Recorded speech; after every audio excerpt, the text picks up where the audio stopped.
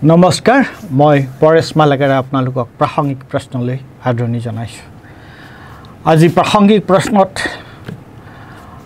আমি এটা অত্যন্ত গুৰুত্বপূৰ্ণ বিষয় আলোচনা কৰিব বিচাৰিছোঁ। আপোনালোক সকলোৱে জানে যে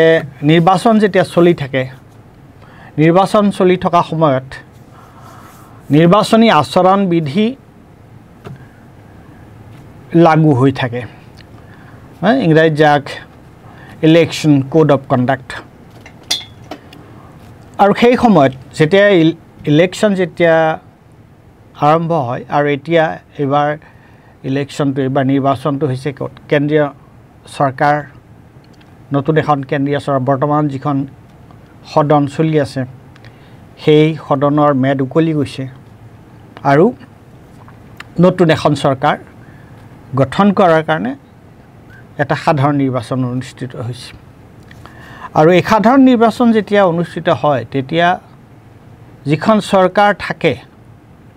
যিখন চৰকাৰৰ অধীনত সাধাৰণ নিৰ্বাচন অনুষ্ঠিত হয়, যিখন চৰকাৰৰ ক্ষমতা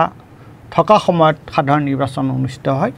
সেই চৰকাৰখন তেতিয়া আচলতে তেওঁলোকে এখন কেয়াৰটেকাৰ চৰকাৰ। এতিয়া নৰেন্দ্ৰ মোদীৰ চৰকাৰখন কেয়াৰটেকাৰ চৰকাৰ। গতিকে তেওঁলোকে আগৰ দৰে যিকোনো ক্ষেত্ৰতে যিকোনো ধৰণৰ সিদ্ধান্ত ল'ব নোৱাৰে। আৰু কিবা যদি সিদ্ধান্ত লয় যে অফিচাৰক বদলি কৰা, কিবা কৰা, এই ধৰণৰ সিদ্ধান্তবিলাক কি হয়, কুৰেশ্বি যি আগৰ নিৰ্বাচন আয়ুক্ত আছিলে তেওঁ কৈছে যে আজি যদি কোনোবা এজন অফিচাৰৰ বিৰুদ্ধে বিৰোধী পক্ষই যদি কিবা এটা অভিযোগ দিছে তেতিয়া নিৰ্বাচন আয়োগে তেওঁক বদলি কৰিব পাৰে, কিবা কৰিব পাৰে। অন্যথাই খুব জৰুৰীকালীন এটা যদি প্ৰয়োজন নহয় তেতিয়াহ'লে এই বদলি বা এই ধৰণৰ বস্তুবোৰ কৰিব নোৱাৰে। আৰু কৰিলেও তেওঁলোকে নিৰ্বাচন তেনেকুৱা ধৰণৰ কিবা এটা যদি বিশেষ প্ৰয়োজন হয় তেতিয়াহ'লে নিৰ্বাচন আয়োগৰ অনুমতি সাপেক্ষেহে সেইটো কৰিব লাগে। কিন্তু আমি দেখিছোঁ যোৱা সময়ছোৱাত কেইটামান অত্যন্ত গুৰুত্বপূৰ্ণ সিদ্ধান্ত চৰকাৰ লৈছে। তাৰ এটা সিদ্ধান্ত হৈছে যে সৈন্য বাহিনীৰ মুখ্যাধিনায়ক জেনেৰেল মনোজ পাণ্ডে তেওঁ 31 মে'ৰ দিনা তেওঁ অৱসৰ লোৱাৰ কথা আছিলে, অৱসৰৰ সময় আছিলে। তেওঁ 30 জুনলৈকে তেওঁৰ সময়সীমা, কাৰ্যকালৰ সময়সীমা বঢ়াই দিয়া হৈছে। কিয় বঢ়াই দিয়া হৈছে, কি কাৰণ, কিয় বঢ়াই দিব লগা হ'ল, তাৰ কোনো কাৰণ নাই। আৰু আৰ্মীৰ মুখ্যাধিনায়ক তেওঁ হৈছে আৰ্মীৰ চিফ গোটেইকেইটা বাহিনীৰে। তাত এই মুহূৰ্তত তেখেতৰ 31 মে'লৈকে তেওঁৰ শাসন আছে। তেওঁক কাৰ্যকাল এক্সটেনশ্যন কৰি দিয়াৰ কি কথা আছিল? আৰু আৰ্মীত কি হয়, সাধাৰণতে যিজনৰ এইটো তেওঁলোকৰ ছিনিয়ৰিটি লেভেলত হয়, গতিকে তাততো তেওঁক এক্সটেনশ্যন দিয়াৰ কথাটো তেনেকৈ নাই। তাতকৈও গুৰুত্বপূৰ্ণ কথা হৈছে যে সময়ছোৱাত কিছুমান ভালেকেইটা বিভাগৰ ছেক্ৰেটাৰী লেভেলৰ সচিব পৰ্যায়ৰ, কেন্দ্ৰীয় চৰকাৰৰ সচিব পৰ্যায়ৰ ভালেমান বিষয়াক অদল বদল কৰা হৈছে, কিছুমানক এক্সটেনশ্যন দিয়া হৈছে, তেওঁলোকৰ কাৰ্যকালৰ ম্যাদ বঢ়াই দিয়া হৈছে। এইবোৰ সাধাৰণতে নিৰ্বাচন চলি থকা সময়ত এইবোৰ কাম নকৰে, এইবোৰ কৰিব নালাগে। এতিয়া সেইটো এটা হৈ আছে সেইফালে। কিন্তু আৰু এটা অত্যন্ত গুৰুত্বপূৰ্ণ ঘটনা ঘটিছে, যিটো কথাহে মই আপোনালোকৰ লগত আজি আলোচনা কৰিবলৈ ইয়াতে ওলাইছোঁ। সেইটো হৈছে যে আপোনালোকে জানে BSNL, ভাৰত সঞ্চাৰ নিগম লিমিটেড, এটা ভাৰত চৰকাৰৰ এটা অনুষ্ঠান, আৰু MTNL, মহানগৰ টেলিফোন লিমিটেড, এইবিলাক একেবাৰে মহানগৰ টেলিফোন লিমিটেড ভাৰতবৰ্ষৰ যি নৱৰত্ন কোম্পানীৰ ভিতৰত এটা অতি প্ৰফিট মেকিং অৰ্গেনাইজেশ্যন। এতিয়া 2019 চনত তেওঁলোকে এটা সিদ্ধান্ত লৈছিলে, কেবিনেটে এটা সিদ্ধান্ত লৈছিলে যে এইবোৰ অৰ্গেনাইজেশ্যনৰ যদি ক'ৰবাত অতিৰিক্ত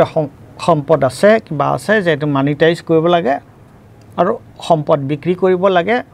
এই ধৰণৰ কৰিব লাগে। এতিয়া প্ৰথম কথাটো হৈছে BSNL আৰু মহানগৰ টেলিফোন লিমিটেড BSNL তো সমগ্ৰ ভাৰতবৰ্ষতে আছে আৰু মহানগৰ টেলিফোন লিমিটেড সেইটো আছে আপোনাৰ মূলতঃ বম্বে আৰু দিল্লীত আৰু মৰিছাছত তাৰ এটা শাখা আছে আৰু আপোনালোকে জানিব যে BSNLৰ দিল্লীত য'ত অফিচ আছে বা বম্বেত য'ত আছে অফিচ আছে বা ভাৰতবৰ্ষৰ বিভিন্ন ঠাইত BSNLৰ যিবোৰ ঠাইত অফিচ আছে আৰু বিশেষকৈ মহানগৰ টেলিফোন নিগম লিমিটেডৰ তেওঁলোকৰ বম্বে আৰু দিল্লীত যিবোৰ ঠাইত অফিচ আছে আপোনালোকে এই ছবিৰ পৰা চাই লওকচোন ক'ত অফিচ আছে দেখিছে কিমান প্ৰকাণ্ড বিল্ডিং কেনেকুৱা চেন্ট্ৰেলি লোকেটেড প্লেচ একেবাৰে মহানগৰখনৰ মাজমজিয়াত থকা বস্তু এতিয়া তেওঁলোকে আগতে সিদ্ধান্ত লৈছিল কিন্তু এতিয়া যোৱা 21 তাৰিখে 21 মেৰ দিনা নীৰাজ মিত্তালে এখন চিঠি উলিয়াইছে নীৰাজ মিত্তালে বিভিন্ন ডিপাৰ্টমেণ্টলৈ এখন চিঠি দিছে চিঠিখনত কি লিখিছে মই আপোনালোকক পঢ়ি দিছোঁ BSNL and MTNL are PSUs under administrative control of Department of Telecommunication. এই দুইটা Department of Telecommunication অধীনৰ বিভাগ Union Cabinet in 2019 has approved the revival plan of BSNL MTNL which also includes monetization its surplus land building assets. এইটো গুৰুত্বপূৰ্ণ কথা তেওঁলোকে BSNL আৰু MTNLক revive কৰিব বিচাৰে আৰু ৰিভাইভ কৰিবৰ কাৰণে তেওঁলোকৰ প্ল্যানটো কি monetization of its surplus land and building properties located in Delhi and Mumbai. তাৰ পিছত তেওঁলোকে কি লিখিছে Most of the properties are at prime locations. Absolutely, মই যেটো কথা কৈছো. The properties are offered through outright sale to government departments, PSUs and government organizations.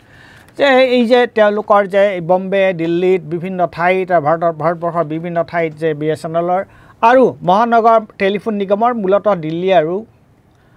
বম্বেত তেওঁলোকৰ যিবোৰ মাটি সম্পত্তি আছে ডাঙৰ প্ৰকাণ্ড বিল্ডিং আছে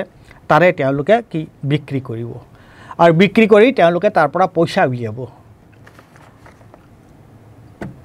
আৰু এইবোৰ তেওঁলোকে কৈছে যে এইবিলাকক চৰকাৰী বিভাগ ৰাজহুৱা খণ্ডৰ উদ্যোগ আৰু চৰকাৰী সংস্থাকে এইবোৰ বিক্ৰী কৰা হ'ব এক মই আহি আছো এটা 2 number In this regard it is informed that BSNL has developed a dedicated website এই ওয়েবসাইটটোৰ নাম দিছে The website contains the list of properties BSNL and MTNL available for outright sale in various parts of the country. এই যেটো আপোনাৰ যেটো website তেওঁলোকে develop কৰিছে website এটা কৰিছে তাতে তেওঁলোকে কৈছে যে সমগ্ৰ এইবিলাকৰ লিষ্ট দিছে ক'ত বিক্ৰী হ'ব কিমান টকাৰ কিমান সম্পত্তি কিমান কেনেকুৱা তাৰ পিছত 3 number I would therefore request you to issue instruction for wide publicity of the website in various departments PSOs organizations under your ministry. This would help government organizations who are in need of such properties in availing benefit from the scheme of direct sale from PSUs to government organizations. কৈছে যে দেখাত খুব ভাল যে এইবোৰ তেওঁলোকৰ additional য'ত সম্পত্তি আছে ঘৰ আছে ঘৰ দুৱাৰ আছে মাটি সম্পত্তি আছে হেবিলাক কামত লাগি থকা না হেবোৰ বিক্ৰী কৰিব আৰু হেবোৰ চৰকাৰে বা চৰকাৰৰ অধীনস্থ ৰাজহুৱা খণ্ডৰ অনুষ্ঠান প্ৰতিষ্ঠান আৰু চৰকাৰী বিভাগে হেবোৰ ক্ৰয় কৰিব পাৰে কিন্তু ইন্টাৰেষ্টিং কথা হ'ল যে এইটো দিয়াৰ লগতে তেওঁলোকে আৰু এটা বস্তু দিছে তাত তেওঁলোকে কৈছে কি এইটো আকৌ এখন তেওঁলোকে লিখিছে তাত কি লিখিছে the properties mentioned below have been identified for sale and the details are as below details বিলাক দিয়া আছে তাত তাৰপিছত চেণ্ট্ৰেল গভৰ্ণমেণ্টৰ অট'নমাছ অৰ্গেনাইজেশ্যনবিলাক লিখিছে আৰু লগতে সেইটো লাইনহে আটাইতকৈ গুৰুত্বপূৰ্ণ all private bodies parties persons who are interested to purchase these lands shall visit land auction section main কথাটো হ'ল ইয়াত তোমালোকে তেনেহ'লে ইমান চিঞৰ বাখৰ কৰি কিয় কৈছে যে এইবিলাক যে BSNL আৰু MTNLৰ যিবোৰ সম্পত্তি অতিৰিক্ত সম্পদ আছে যিবোৰ ব্যৱহাৰ হৈ থকা নাই সেইবিলাকক চৰকাৰে আৰু পাব্লিক সেক্টৰ ৰাজহুৱা খণ্ডৰ প্ৰতিষ্ঠানবিলাকে কিনো তলতহে আচল কথাটো আছে তলত কি আছে এইটো all private bodies parties persons who are interested to purchase this land shall visit land auction তাৰ মানে মুখত যদিও ক'লে যে এইটো চৰকাৰী অনুষ্ঠান প্ৰতিষ্ঠানত বিক্ৰী কৰাৰ কথা ক'লে কাৰণ ডাইৰেক্টলি দেখকে যদি কৈ দিয়া যায় যে প্ৰাইভেট পাৰ্টিক ব্যক্তিগত খণ্ডক দিয়াৰ কাৰণে ব্যৱস্থা কৰা হৈছে তেতিয়াহ'লে মানুহে জকজকাই উঠিব গতিকে প্ৰথমতে চৰকাৰক দি তাৰ পিছত তলত লিখি থৈ দিলে যে প্ৰাইভেট অৰ্গেনাইজেশ্যন অৰ্থাৎ মূল কথাটো হৈছে প্ৰাইভেট অৰ্গেনাইজেশ্যনক দিব লাগে এতিয়া কেইটামান কথা খুব গুৰুত্বপূৰ্ণ এটা হৈছে যে BSNL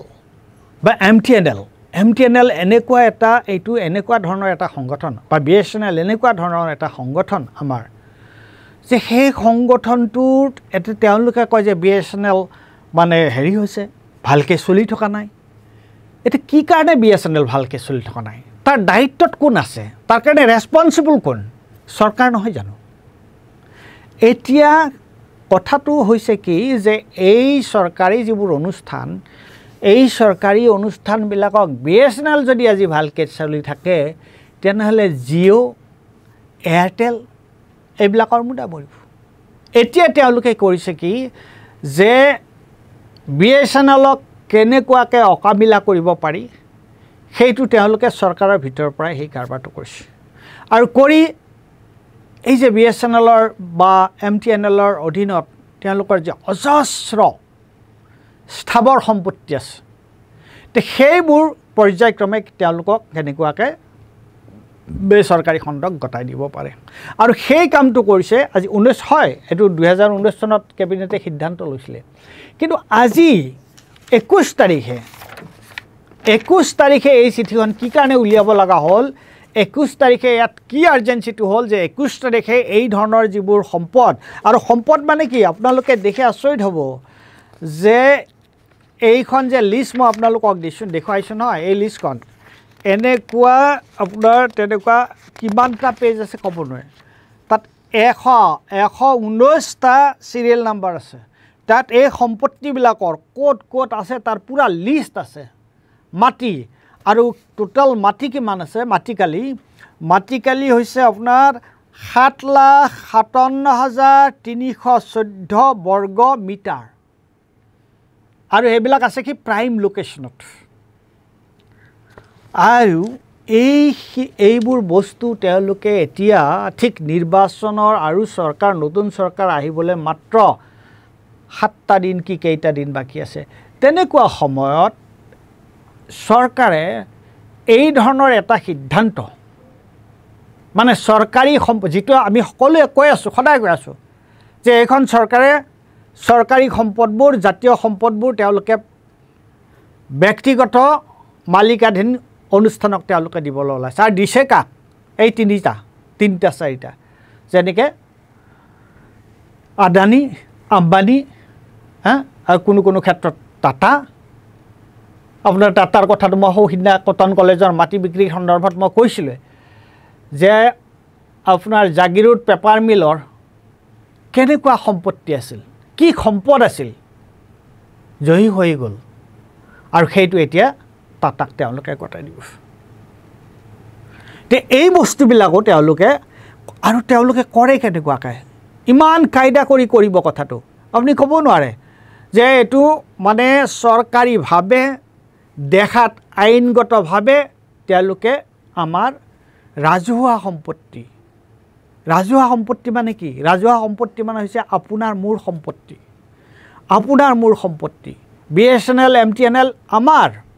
আমাৰ বস্তু আপোনাৰ মোৰ তাত যদি লাভ হয় তাৰ দ্বাৰা মোৰো লাভ হ'ব আপোনাৰ লাভ হ'ব তাৰ যদি লোকচান হয় আপোনাৰ লোকচান মোৰো লোকচান গতিকে এইটো ৰাজহুৱা সম্পদ আৰু কিমান বছৰ কিমান ডিকেডছৰ ভিত্তিত এই সম্পদবিলাক গঢ়ি উঠিছে আৰু আমাৰ ভাৰতবৰ্ষৰ আমাৰ দেশৰ একেবাৰে যিবোৰ প্ৰাইম যিবোৰ লোকেশ্যন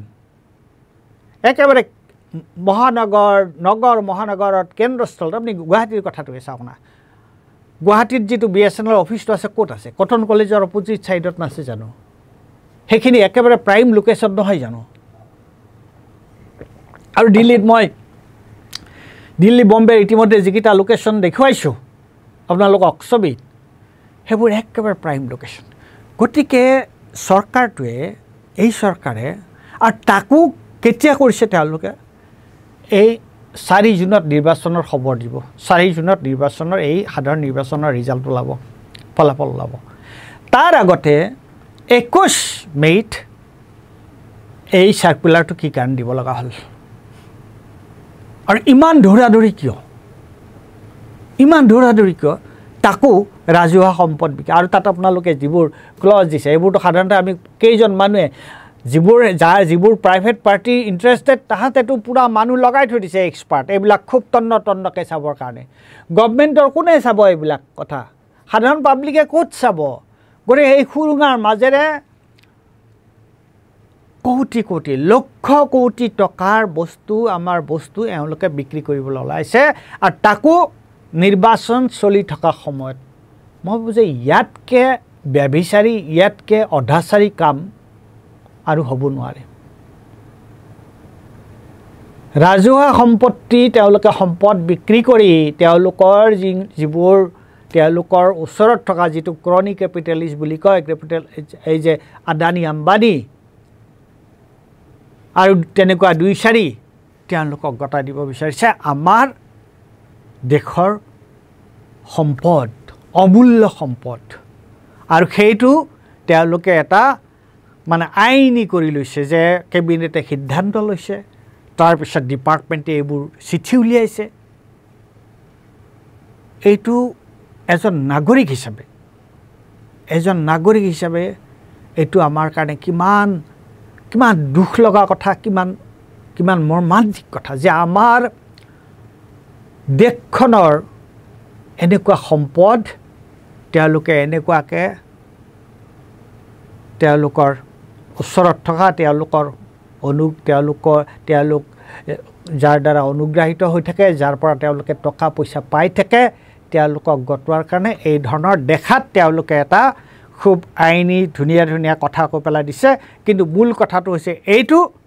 যে চৰকাৰেও কিনিব পাৰিব পাব্লিক সেক্টৰ আণ্ডাৰটেকিঙেও কিনিব পাৰিব কিন্তু মূল কথাটো